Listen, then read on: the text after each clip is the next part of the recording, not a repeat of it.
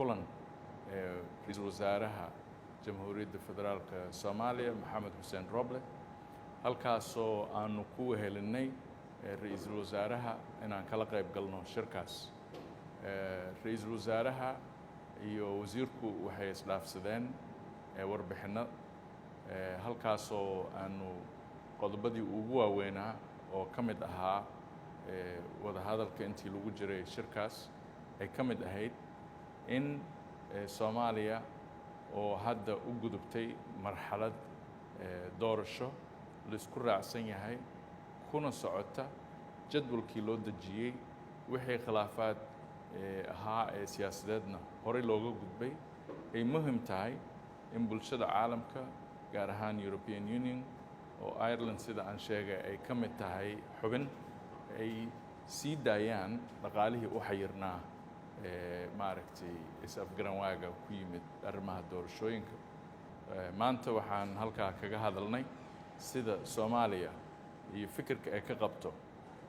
reportskii ay soo saareen kooxda maaragtay khubarada ah ee soo saaray report madax bannaan Soomaaliya oo aragtideeda ka dhiiban doonta ugu dambays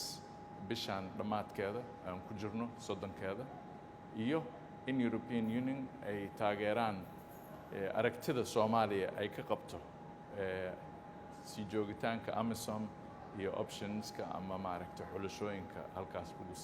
sii wadi doono sidoo kale Ireland waxay ka mid tahay golaha ammaanka gaar ahaan guddiyada u saaran cunaqabataynta waxaan ka hadalnay cunaqabataynta hubka Soomaaliya saaran oo ah midka ugu dheer dunida uguna ballaaran iyo sidii iyadana la isula gaari lahaa oo faham la isula gaari lahaa dowladda Soomaaliya in maaragtaa cunaqabatayntaas ay noqoto mid aan maaragtay ka wada socon karno ka wada heshiin karno leh xadidaad iyo meel uu ku dhammaado intaba qodobo kale oo dhowr ah laga wada hadlay waa ay jiraan waxaan kaloo sidoo kale ka wada hadalnay arrimaha laba geesoodka ah ee ka dhaxeeya Ireland iyo Soomaaliya